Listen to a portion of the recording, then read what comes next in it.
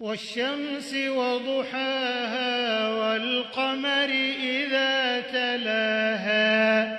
والنهار إذا جلاها والليل إذا يغشاها والسماء وما بناها والأرض وما طحاها ونفس وما سواها فألهمها فجورها وتقواها قد أفلح من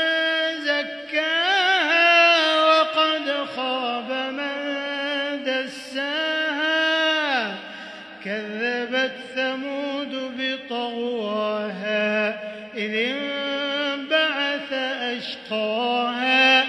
فقال لهم رسول الله ناقة الله وسقياها فكذبوه فعقروها فدمدم عليهم ربهم بذنبهم فسواها